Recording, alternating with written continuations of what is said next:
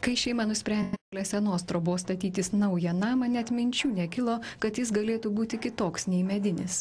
Ilgai studijavo istorinius dokumentus, apvažiavo ne vieną buities muziejų, bet pasistatė tokį, kokio norėjo, su senoviniu pečiumi, šešiarūčiais langais, puošybos elementais. Visai netrukus šeima naujuose namuose švęs įkurtuves. Sau nusprendė viską darytis patys, reiškia, kai pradėjom nuo pamatų, tai ir baigsim baldais. Nebaigsim gal baldais, bet dar kažkas bus, bet baldus tikrai darysimės. Bet visas namas yra jūsų rankomis? Taip, nes, manot, yra, kaip sakant, darbas, patirtis leidžia daryti, nes ta pati medžiaga, jau, kaip sakant, medis yra mano pati brangiausia medžiaga. Sauliaus Milašiaus drožti baldai ypatingi. Jie atrodo taip, tarsi medis būtų minkščiausia ir plastiškiausia medžiaga. Visuose darbuose lyg autoriaus parašas kartojasi vienas ir tas pats motyvas – žmonių figūrėlės. Pati pirmoji turbūt ta sugalvom, kur idėja buvo panaudota, tai buvo maža dėžutė ten juvelyriniam darbiniam susidėti su atidaromu dangteliu. O paskui tos idėjos vystėsi ir kažkokius. Aš pasiūliau, gal ten net nebeatsimenu, nes kartais persipina tos idėjos. Ar pasiūliau stalčiukus įdėti, ten tokia atsirado mažytė komodėlė, paskui padidinom dar didesnę komodėlę, paskui komodas sprinė tokia atidengiama. Nes, iš prancūzų kalbos komoda, reiškia, žodis yra patogus. Iš tikrųjų, išbandėm, kad tai yra faktiškai iš tokių skryninių tipų baldų yra vienas iš patogiausių, nes skrynė reiškia atsidarai ir jeigu ten pridėsi, jau sunku bus išimti. O čia kiekvienas stalčius atskirai atsidaro ir neperkraunama yra ir pakankamai lengva surasti. Čia yra beržas šiuo atveju, balintas beržas. Nes, tarkim, naudoju šiuo atveju, jisai toksai pusiau minkštarūšis medienos ir neturi tekstūros, kaip, tarkim, ąžuolas.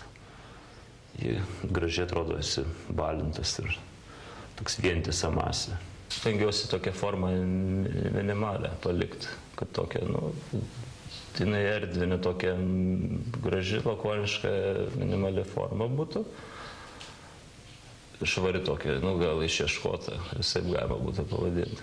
O pats jau darbas jūsų kiek trunka? Pats darbas trunka čia savaitėm ir mėnesiais. Ir savaitėm ir mėnesiais? Jo, tai yra, čia reiškia, kiekvienas darbas yra vis tiek kažką keiti proporcijas, keiti formą, vystosi. Ta komoda, reiškia, buvo, jeigu pasižiūrėsim, paskui gal iš visų pusių ne vienos tiesios linijos. Ne vienos tikrai. Čia išformuota. Ne vienos tetaus kampo. Taip. Tai dabar paskutinis čia mano toks ir buvo darbas, nes anksčiau būdavo dar tiesios, reiškia, šonai, o dabar jau lenkta, visiškai, reiškia, įgavo erdvinį apimti tokią skulptūrinę. Stalčiai viskas naudota, kaip ir anksčiau būdavo, senoviniu būdu, reiškia, ant medinių, jisai leidžiami ant medinių važiuoklių, tarkim, reiškia, daugiausiai jie funkcionuoja.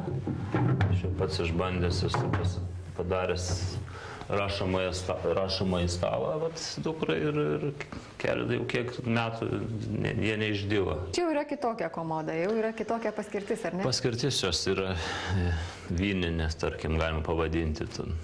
Ir reiškia, funkciškai jinai atsidaro, jau išvažiuoja tas didysis, reiškia, stalčius vidus jau iš šitokiu būdu. Ir čia galima naudoti, tarkim, ir kaip barą, kaip vyninę, arba tiesiog galima ir išsiima tos detalės, visus išsimontuoja, reiškia. Aš matau, kad čia niekur nėra nieko panaudota išskyrus medį. Taip, čia mano yra, kaip sakant, ir yra toksai, kredo, reiškia, tam darbe, bet naudoti tik tai grinai. Jokio vinuko, jokios kniedės? Metalo tai tikrai nereikia čia naudoti. Tik medis? Taip. Čia vienas iš darbų, kuriam man kaip dizaineriui buvo galimybė pasireikšti. Šiaip pati ta idėja komodos baro buvo mano pasiūlymas, tas toks principinis, kad čia turėtų ant ratų išvažiuoti, o paskui jau kaip konstrukciškai išspręsti bandėm bendrom jėgom ir meninis apipavidalinimas čia jau skulptorius buvo. Baldo skulptūra, nu matot, aš kažkaip žiūriu viską surišu su istorinė. Anksčiau baldai buvo visai kitokie, atrodė, negu dabartiniai. Jie ir buvo tiesiog meno kūriniai. Ten gausiai dekoruoti drožybos elementai. Ten, ir tos pačios skulptūros netgi būdavo ir pavaizduotos, tarkim. Baldas šiuolaikinis, jisai grinai funkciją atlieka, tik tai jisai panaudojamas ir po to atsibosta, jisai, kaip sakant, išmetamas kažkur. Kalbu apie plokštinius baldus, tarkim, dirbtinį drožį ir plokštį, reiškia, kas yra, faktiškai jisai... Didelės vertybės neturi. Neturi visiškai, faktiškai, tik tai tam laikotarpiu, reiškia, pasipanaudojimui. O čia yra, jisai iš kartos į kartą, aš taip manau, kad jisai turi eiti, reiškia, bus naudojamas ir vaikai, reiškia, ir vaikų vaikai naudos, kaip mes naudojam, tarkim, kuparus ar visus, reiškia, komodas, senovinės, indaujas, kas labai dabar mėgiama kažką tokio turėti. Tai aš manau, kad po kelių šimtų metų ir šitie baldai bus taip pat branginami, išsaugomi. Smagu jums tai žinoti? Aš ta prasme, smagu ir taip ir mąstydamas dirbu. Todėl stengiuosi daryti tik kiek įmanoma. Faktiškai stengiuosi viską. Laiko netaupau, reiškia. Negreitinu savo proceso darbo ir žiūriu tik tai kokybę ir estetiką. Aišku, ir patogumą. Medis skleidžia ypatingą šilumą, jis turi begalę gerų savybių, tad joks pakaitalas niekada neatstos natūralaus medžio dirbinių, įsitikinę sutuoktiniai. Sauliaus Milašiaus kūrinių galima įsigyti meno galerijose. Daug menininko darbų iškeliavę po platų pasaulį. Viena iš tokių dėžučių buvo padovanota Kazachstano prezidentui.